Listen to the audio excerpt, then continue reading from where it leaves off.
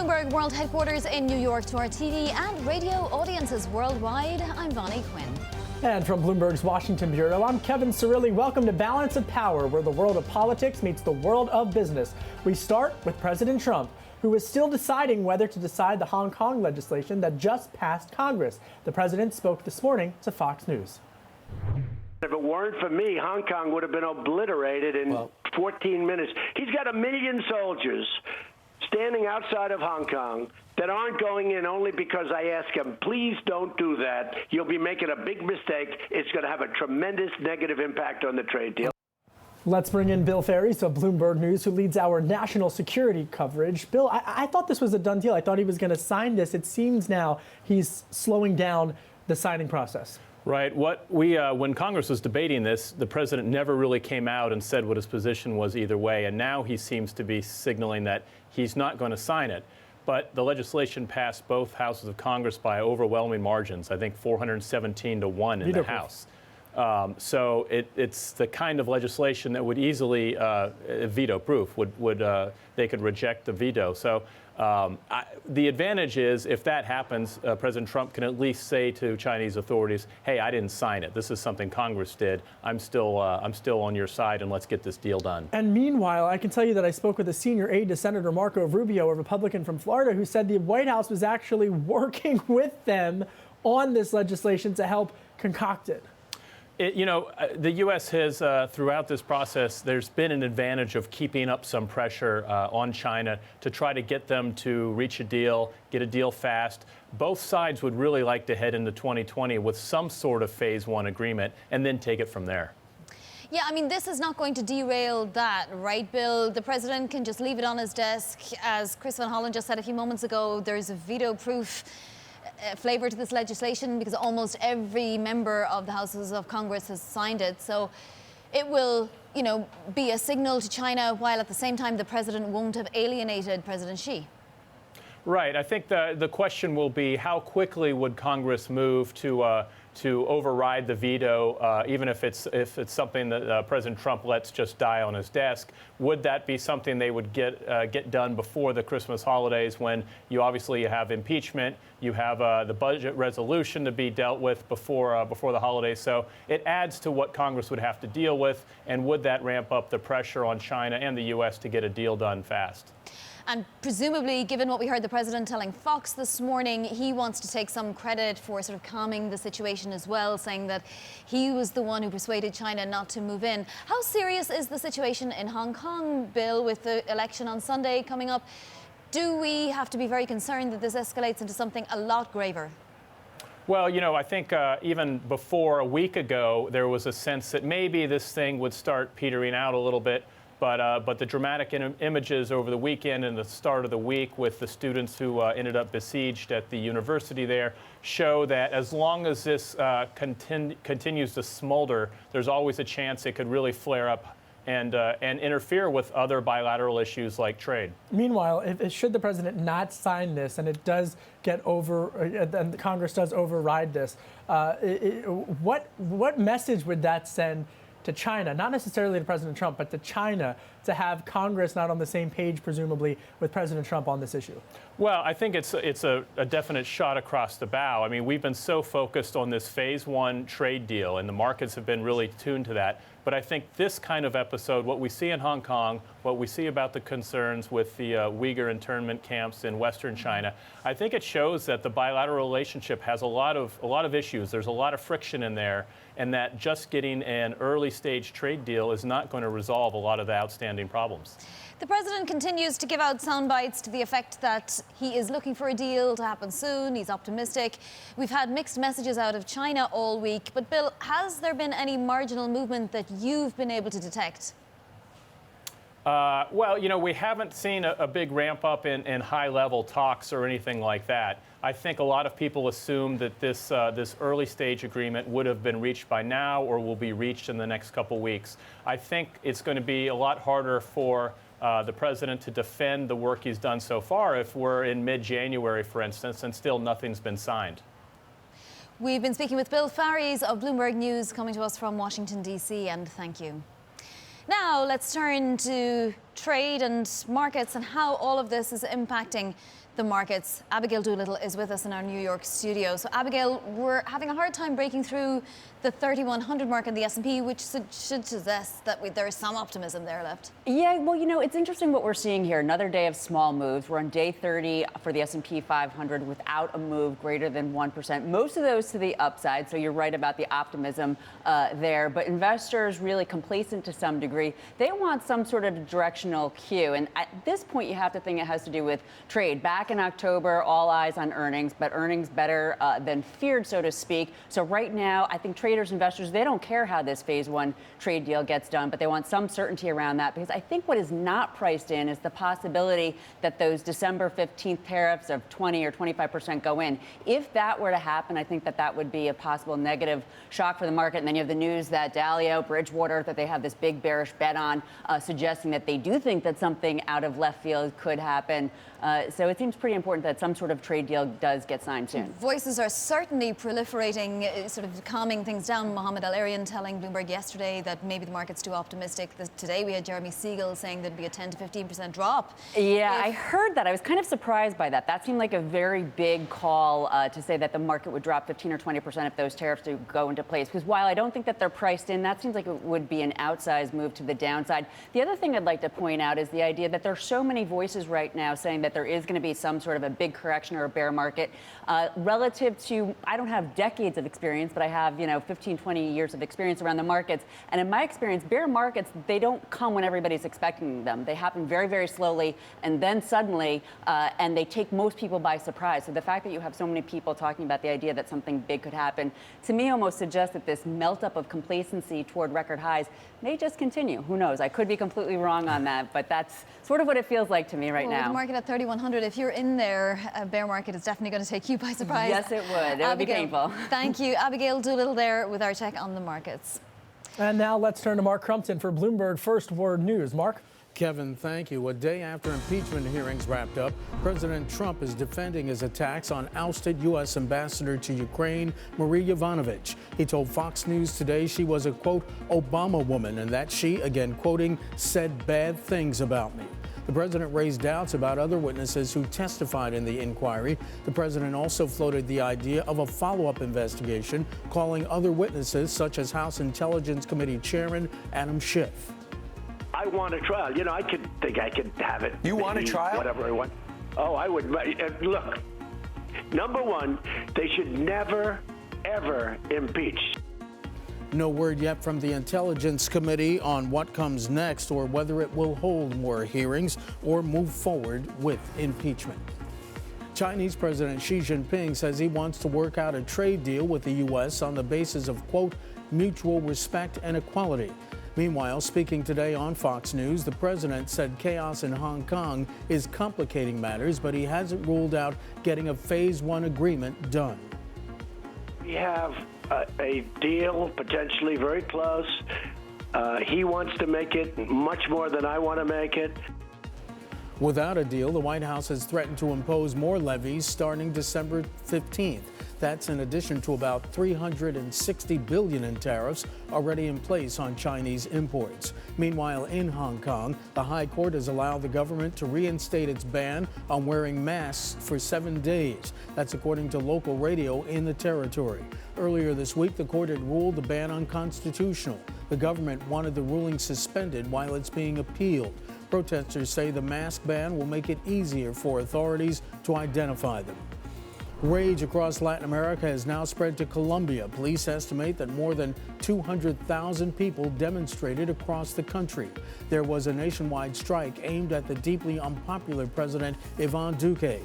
Organizers want to put pressure on the government to reform pension and labor laws. Global news 24 hours a day on air and at TikTok on Twitter, powered by more than 2,700 journalists and analysts in over 120 countries. I'm Mark Crumpton. This is Bloomberg. Vani? Mark, thank you. Coming up, U.S. lawmakers have been trying to reach a deal for months now on the 2020 defense spending bill. We speak to a critical voice next, House Armed Services Committee Chairman Adam Smith. This is Balance of Power on Bloomberg TV and radio.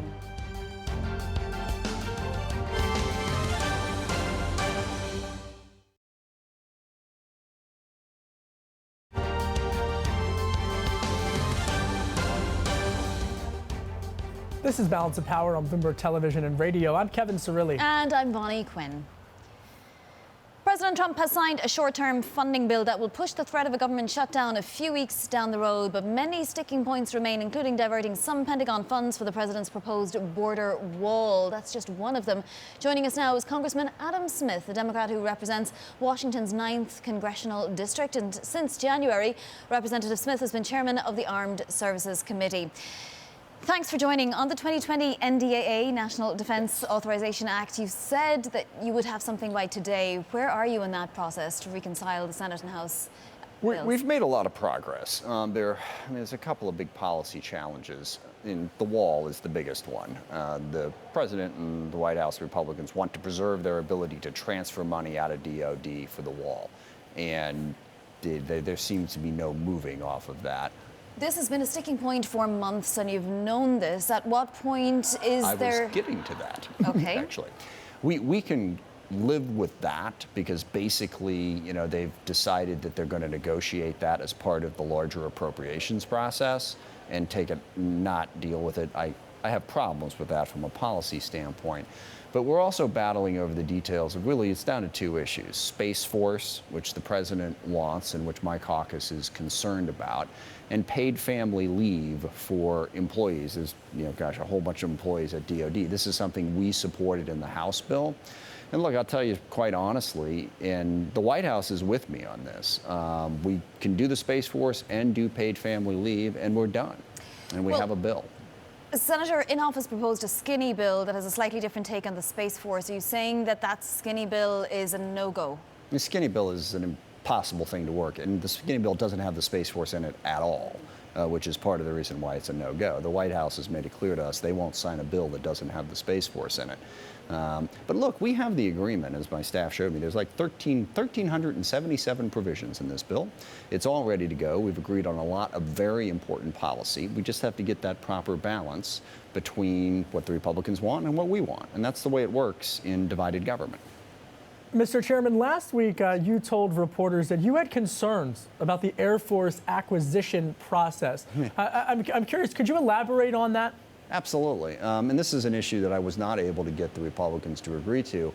You look at the history of our space launch, and for the purposes of television, there's no way I can get into all of this, except to say that the bottom line is there has been a bias, in my view, towards incumbent carriers and away from competition. What has happened in space, and by the way, this has implications beyond defense, huge development in the area of space. And there are new companies emerging. Once upon a time, there was only one company that did space launch, United Launch Alliance. Boeing and Lockheed got together and said, we can't compete, we're going to be a monopoly. But then SpaceX, Blue Origin, now Northrop, other companies are coming in and competing. And I think the Air Force has been, they've been biased in favor of the incumbent, and they've not been encouraging enough to competition, which has really harmed the taxpayer. We're not getting the benefit of that competition. I want to encourage competition. And then also the Air Force is struggling with the contract on the new ground-based strategic deterrent, which is basically the new intercontinental ballistic missile. And we're down to one bidder. So we got a sole source, almost $100 billion contract. And I'm concerned about the steps that led us to the point where we only had that one bidder. The result, bottom line is, I think we need more competition. I don't think the Air Force has done enough to encourage that. Mr. Chairman, let me follow up on that. I hear you on the issue of increasing competition. How do you manage that? How do you find that balance of getting there to be competition on such an emerging type of market, so to speak, but also making sure that hostile foreign actors like Russia, like China, aren't impacting the space development field? Well, those are two separate questions. First of all, on the first question, it's not hard to encourage competition. You don't award sole source contracts for extended periods of time. Long after SpaceX was out there competing with launch vehicles, there was the huge contracts going to ULA for extended periods of time. I mean, if you want competition, you don't give out 5-10-year contracts to one company when there's other competitors in the field. And again, I could get way down into the weeds here on what that means. It's basic competition. As far as Russia and China getting into the field, that's all the more reason for us to get the best product at the best price. Representative, House Speaker Nancy Pelosi said just yesterday that there hasn't been a decision made on whether we now have enough testimony from the House impeachment inquiry to go forward with articles of impeachment. Have you made your own personal decision as to whether there's been enough for that to happen? I believe that there has. I would like to see what the specific articles are. But look, there's no question what happened here. And one of my big frustrations is the Republicans are being dishonest and dragging out this process. If we want to debate what to do about it, that's fine. But this mythological argument that Donald Trump was focused on corruption in Ukraine, every single witness said, well, no, he wanted them to investigate Hillary Clinton, the whole CrowdStrike nonsense, and he wanted them to investigate Joe and Hunter Biden in exchange for the aid and for a meeting at the White House. There's no question that's what happened. And I think it's deeply troubling. But if you want to construct an argument as to why it's not impeachable, okay. But to create this myth that all Donald Trump wanted was Ukraine to be better on corruption, and somehow he thinks that the only corruption that was going on in Ukraine was around Burisma. That's the only thing that he wanted. No, it was political, and it shouldn't have been. The trouble is, if the House Speaker does decide to go forward to the next step, doesn't that derail your timetable for the NDAA and other legislation? No, it does not. The Senate's a different matter. I mean, but they have to do the trial. It doesn't take us long to do this. And look, I want to emphasize, the White House, when it comes to my bill, has been a terrific partner. Okay, we've been working together. There are a lot of dedicated policy people over there. We've reached out, connected, and we're working on the substantive issues that matter to the country. There is no question that we can do impeachment. We can do this. The reason we haven't done a defense bill, an appropriations bill yet, is because we don't have agreement. It's not a matter of time. It's a matter of bridging the gap. As I said from the very beginning, to get my bill done, all I have to do is get Nancy Pelosi, Donald Trump, and Mitch McConnell to agree. So that takes a little time. I know you've been wrapped up with the defense bill, but I do just want to ask you about the other major legislation that folks are monitoring, USMCA. Yeah. Do you think that'll actually get done by the end of the year? I am cautiously optimistic. I think it needs to be done. I think it'd be a good agreement. I know Chairman Richie Neal on the Ways and Means Committee is working and negotiating. I forget who it was, but someone described it to me that it's basically like one of those roller coasters where you go all the way up and you come all the way down, and eventually you build up enough momentum that you get over the top. And I think we're close to that. There are some legitimate differences of opinion. Making sure that we enforce labor and environmental standards as aggressively as we enforce business standards and international agreements, incredibly important. And we're trying to drive a hard bargain on that, but I think we will get there. Two quick final questions, if I may, Representative. Should the President be allowed to have the final say over military matters when it comes to pardoning servicemen who either have been convicted or are undergoing the trial process? No. And I think it's deeply damaging to the cohesiveness and the way our military works. Look, if you are in the military and you think, well, I don't have to listen to my immediate superior, because if I do what I want to do, I can always go over his head to Fox News and the president and get out of it. That's going to make it difficult for the military to actually instill discipline and run the military. If you think you've got this back channel, I think it's really problematic. And very finally, we had a debate the other night at which we heard some foreign policy from some of the potential candidates. Did you hear any candidate that made you think, well, we have our next Democrat? Well, I will give you my bias, and I haven't endorsed anybody, but I am very impressed by Pete Buttigieg. I think he has a depth of knowledge and an approach to policy that can be very helpful. And in my experience, elections are about the future. They're not about the past. And when you look at that stage, Pete Buttigieg looks like the future of this party. Our thanks very much to Congressman Adam Smith, Chairman of the House Armed Services Committee. This is Balance of Power on Bloomberg Television and Radio.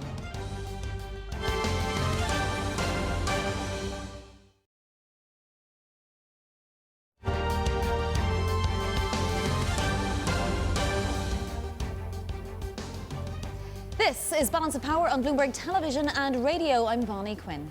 And I'm Kevin Cirilli. It's time now for our political panel. Jason Green, former Associate White House Counsel to President Obama, and Kelly Sadler, Director of Communications for America First Policies and America First Action, a pro-President Trump super PAC. What a week, my word, what a week. Let's start with you, Kelly, with regards to the 2020 Democratic presidential debate. Who stood out? Nobody. Oh, come on.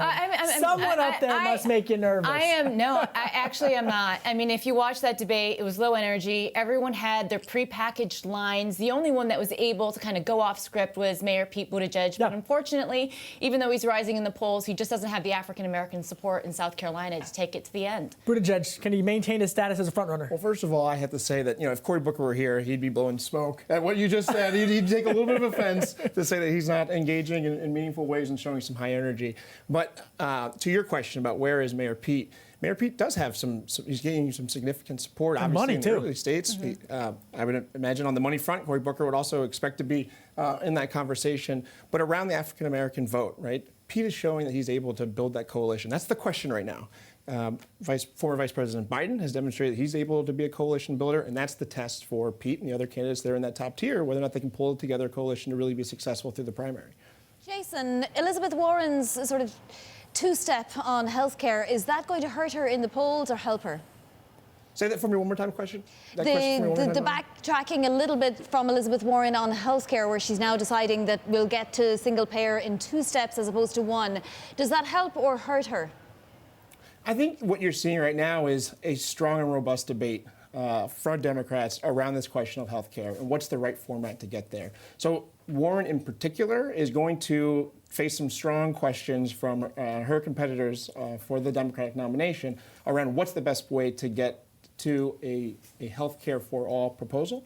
I think what we need to remember as we're going through the primary process is that this is a good thing for the country. And you hear Kelly say that there's no energy, no one really presents a competition for the president. I think what's really exciting is that we're actually going through a process where we're debating really important issues for the country, like healthcare for all. And so when we get to the end, when we recognize who the Democratic nominee is going to be, that nominee is going to be that much stronger for having debated these really robust, healthy policies. If they can keep lasting through all of these debates, there's been so many debates. All right, impeachment, Kelly, more impeachment proceedings all week, public impeachment proceedings. Was there anything that you think is going to happen that would break support?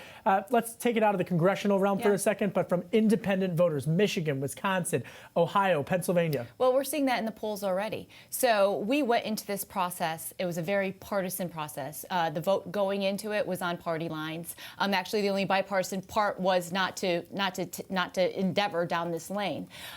What the Democrats needed to do this week is they needed to grow support to kind of break these partisan chains. And when we saw Will Hurd yesterday come out and say, "Listen, I don't think it's there.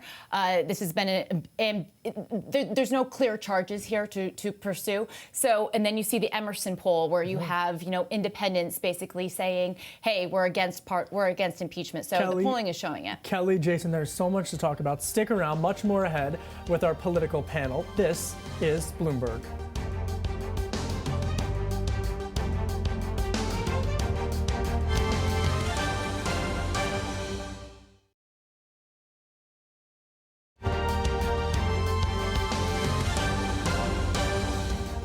From New York, this is Balance of Power on Bloomberg Television and Radio. I'm Bonnie Quinn.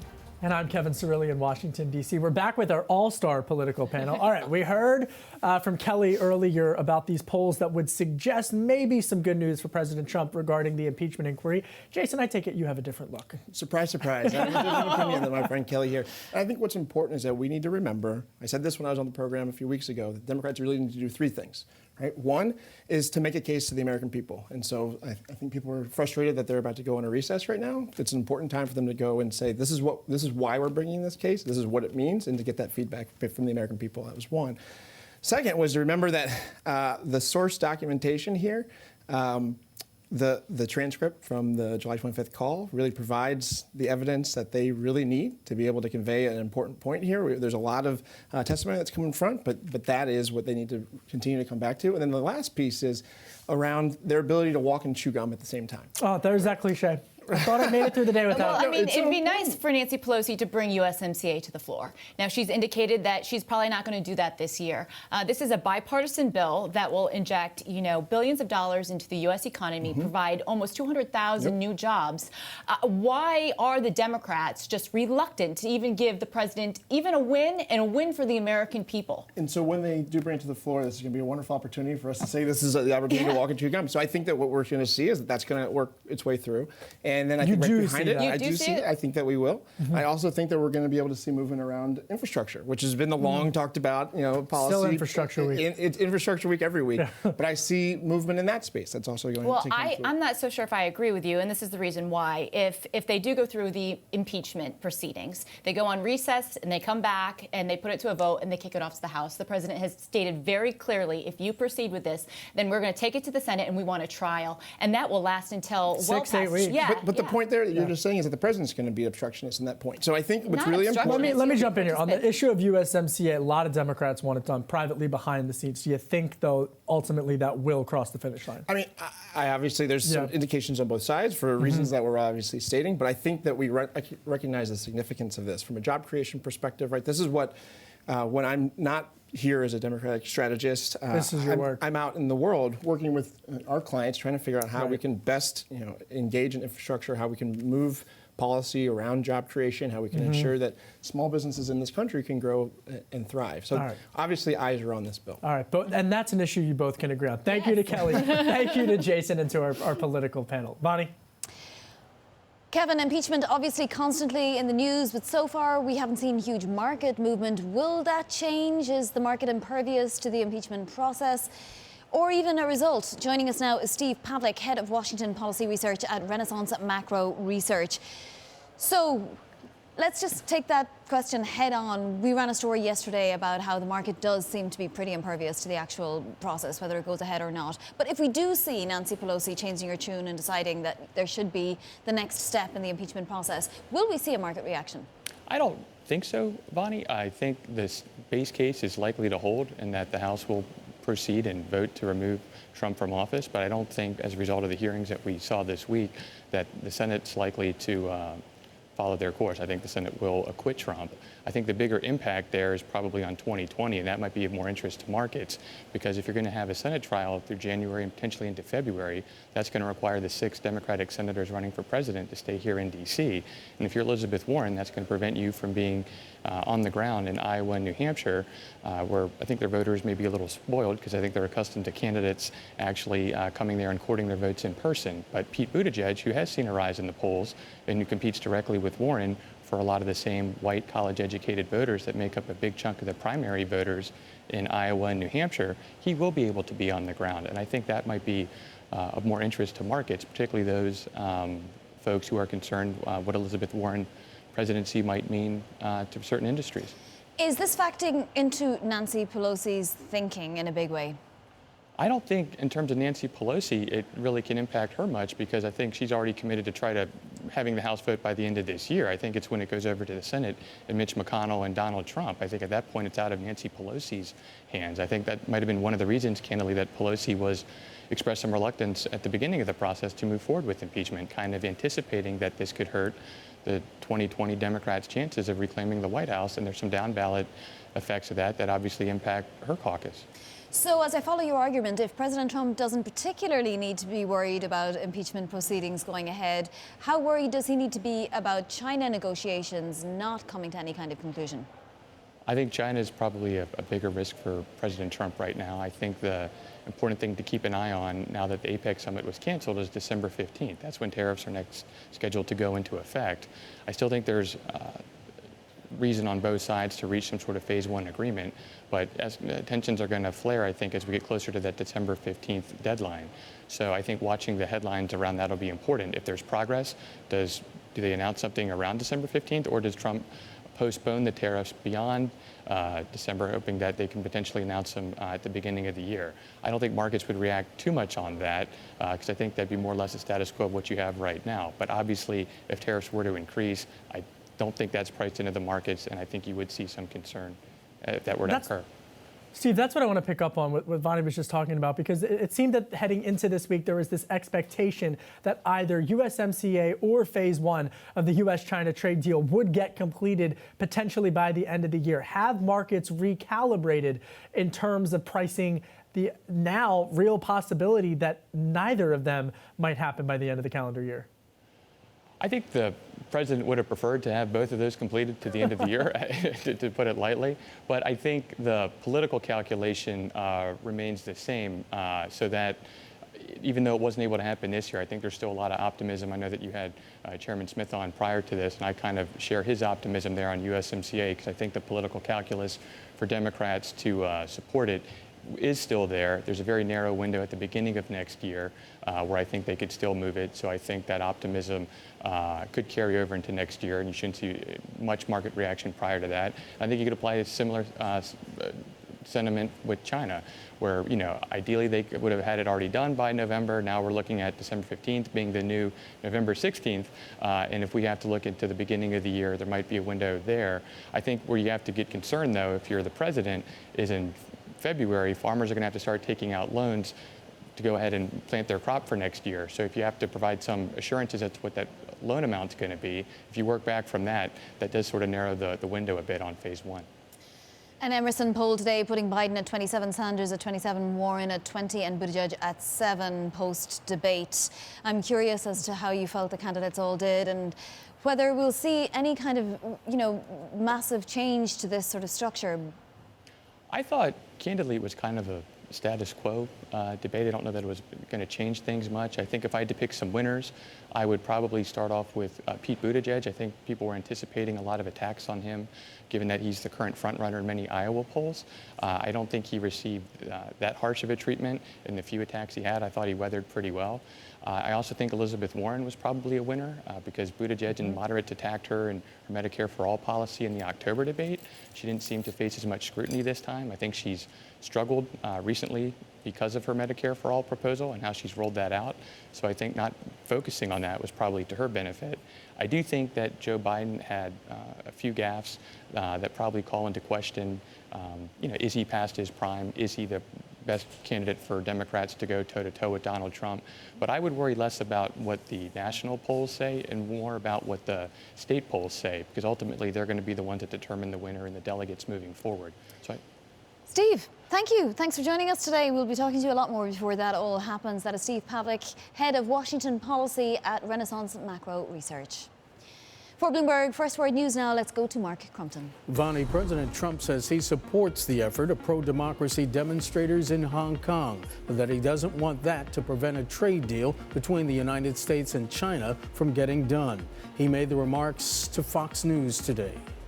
I stand with Hong Kong, I stand with freedom, I stand with all of the things that we want to do, but we also are in the process of making the largest trade deal in history. And if we could do that, that would be great. China wants it, we want it. The president also said, quote, if it weren't for me, thousands of people would have been killed in Hong Kong right now. Mr. Trump has not said whether he'll sign the bill backing Hong Kong. He's been sent. It passed unanimously in the Senate and with support from all but one Republican in the House of Representatives. Former National Security Advisor John Bolton's back on social media after a 2-month hiatus, and he's hinting at possible reasons. In a post today, Bolton said his Twitter account has been, quote, liberated. He wrote that his account had been unfairly suppressed in the wake of his departure from the White House. Bolton added that there will be, quote, more to come. Even as impeachment talks loom over Ukraine, the Trump administration is withholding more than $100 million in military assistance to Lebanon amid ongoing protests in the country. The aid has been approved by Congress and is favored by President Trump's national security team. The funding has languished for months, awaiting approval from the Office of Management and Budget. Lebanon is considered a key U.S. ally in the Middle East. Meantime, protesters in the country staged celebrations in Beirut today, marking the country's 76th Independence Day.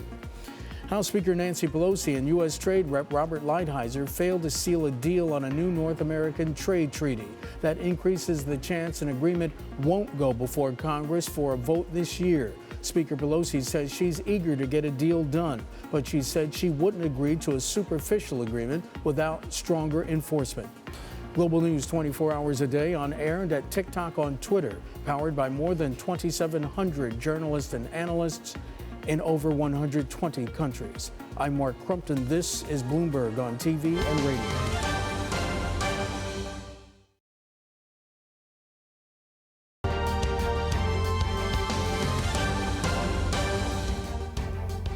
This is Balance of Power on Bloomberg Television and Radio. I'm Kevin Cirilli. And I'm Vonnie Quinn. It is just 20 days now until the UK general election, and Prime Minister Boris Johnson's handling of Brexit is the issue on the campaign trail. Former First Minister of Northern Ireland, David Trimble, was one of the architects of the 1998 Good Friday Agreement, which has lasted 21 years now and counting. He says that the Prime Minister's plan for a post-Brexit Northern Ireland is a better solution than the so-called backstop. The former Ulster Unionist Party leader argues that the backstop would undermine the Belfast Agreement he helped negotiate. For more, we welcome Lord David Trimble. Thanks for joining us, Lord Trimble. I'm curious, your former party, the UP, has tweeted out that Boris Johnson's deal is fundamentally bad for the Union and a bad deal for Northern Ireland. What makes you think, as a unionist, that it is a good deal for Northern Ireland? Well, I'm quite sure that it's in our interests to leave the European Union.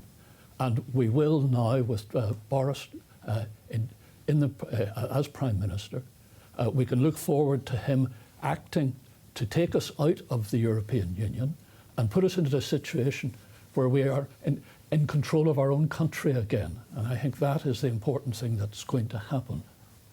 But Lord Trimble, how can you have the Belfast Agreement intact and a Brexit agreement as is intact? There is no conflict between the two. The Belfast Agreement deals with constitutional matters, with matters of governance and all the rest of it. It does not deal with economic issues, and Brexit is an economic issue. There is no overlap, and it's quite wrong for people to suggest that Brexit in some ways damages the Belfast Agreement. It does not, and I am really cross with the people that are peddling this falsehood. Well, Lord Trimble, a couple of the criticisms are that, under the Belfast Agreement, somebody living in Northern Ireland could choose, where they were citizens of Britain, Great Britain and Northern Ireland, Ireland, or indeed, the European Union. Also, there were no borders north, south, east or west. That all changes now. No, it does not, because what you've left out is the common travel area, which was created by Britain in the 1920s. That is there. That means that British and Irish citizens can move freely throughout the United Kingdom without any check, without a need for passports or anything of that nature. The important thing in terms of movement of people is there in in that arrangement. Lord, look, I'll be honest, here in Washington, D.C., there's a lot of chatter about what all of this is going to mean, not necessarily for Ireland, but really for U.S.-UK trade relations. So what do you propose should be the outcome in 20 days from now what people should bear in mind, that we've got here a unique situation where a G5 country is leaving its existing fiscal and arrangement, and it's going to start creating its own arrangements with regard to tariffs, with regard to, over the whole range of financial areas. And people should be thinking about the opportunities that this can create. And from our point of view, we'll be in a situation where our own government, which is accountable to us, is in a position to strike deals, and is in position to determine what is to be paid. Lord, what you see as opportunities, Wall Street sees as economic uncertainty. How do they project certainty in this situation without the volatility? Certainty will come with the election result, and the omens are good. Mm-hmm. And can I just follow up to this? You look geopolitically at some of the economic uncertainty in Germany, in Italy. What do you say to folks who say that this is injecting even more uncertainty coming from Europe into the global economy? Well, I can understand that people looking at the European Union today will sort of wonder, how did they get into the uncomfortable situation they're in? From our point of view, leaving Europe is going to be a liberation, and it's going to mean that we are an independent country again. And if things go wrong, we will be able to go to our elected representatives and make our position known to it. So I think that is a much healthier state of affairs. Lord Trimble, yourself and John Hume achieved one of the greatest achievements of the 21st century in many ways with the Good Friday Agreement. But the Northern Ireland Assembly hasn't met now for more than 2 years. The power sharing structure has been breaking down on a consistent basis. Do you feel that leaves the people of Northern Ireland without a real voice in Westminster? and that really unionists only have Arlene Foster now of the DUP, the party that came after the UUP, to speak up for them? Well, you're right in saying that this is not a satisfactory situation, that the Northern Ireland Assembly isn't functioning. And I think those Assembly members that are not trying to get the Assembly back into operation again should think very carefully about their position. What would unblock that, for example? I mean, it can't be very satisfying for somebody like yourself to be in Westminster and have Conservatives really not concentrate very hard on Northern Ireland. There is a bit of apathy among Tories on Northern Ireland.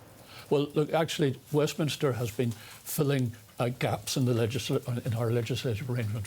They are actually fulfilling the need for legislation, and unfortunately it's been done over the head of the people of Northern Ireland, which is not satisfactory.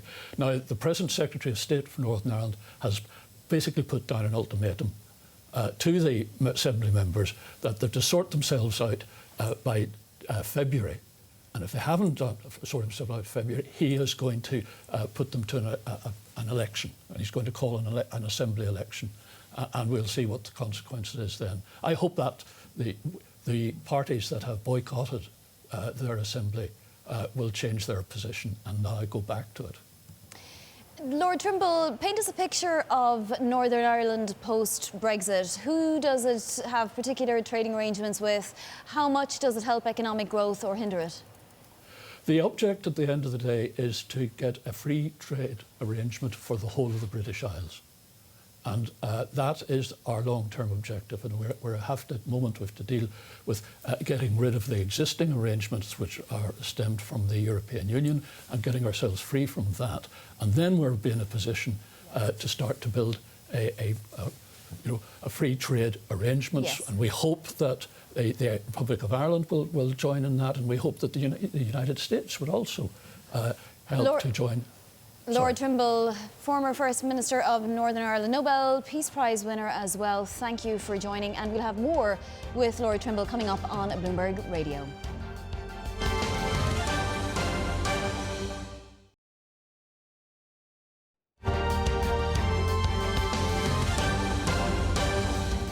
Earlier, I spoke with Secretary of State Pompeo's senior advisor, Brian Hook. Here's what he said on Israel. We are monitoring it. Jared Kushner and I were in Israel just a few weeks ago and met both with Prime Minister Netanyahu and with Benny Gantz, had good conversations with them, mostly in the context of the Middle East peace process, but also countering Iranian aggression. And so I think there is a desire for all parties to avoid a third election if possible, but we'll have to see how that develops. Meanwhile, in Iran, there has been these pro-Ayatollah protests. They've been chanting, quote unquote, death to America. How has the administration been reacting to this? Are there going to be additional sanctions? There are going to be additional sanctions, and in fact, today we are sanctioning the Minister of Communications and Technology, who is in charge of the internet in Iran. The regime was able to impose a total shutdown of the internet, and so today the Treasury Department will be sanctioning that minister. One of the things we've also done is over the last year and a half, we have facilitated the deployment of technologies that allow the Iranian protesters to communicate and to get videos to the outside world, even when the regime shuts down the internet. You know, I'm struck by this because even as Iran has shut down the internet, there are actually government leaders there that are using Twitter, that are using social media platforms in the midst of all of this. Right. Kevin, it is a deeply hypocritical regime. It shuts down the internet while its government continues to use all of these social media accounts. So one of the things that we are calling on are social media companies like Facebook and Instagram, Twitter to shut down the accounts of Supreme Leader Khamenei, the Foreign Minister Zarif, and President Rouhani until they restore the internet to their own people. Right now, the regime has shut down the internet because they're trying to hide all of the death and tragedy that the regime has been inflicting on thousands of protesters around the country. So we would like to see social media companies suspend these accounts. Has the State Department been in contact with big tech companies on this particular matter? We have, yes. And so what do you anticipate that they're going to follow through on that, or what is the timeline on that? I mean, there's a domestic issue with big tech companies and freedom of speech, but on international issues, this has been something that's an entirely separate matter. Well, when you have a government that shuts down the internet but then continues to use the internet, we think that social media companies should make a statement and oppose it. And one of the best ways to do that is to suspend the accounts until they turn the internet back on. On the issue of the internet.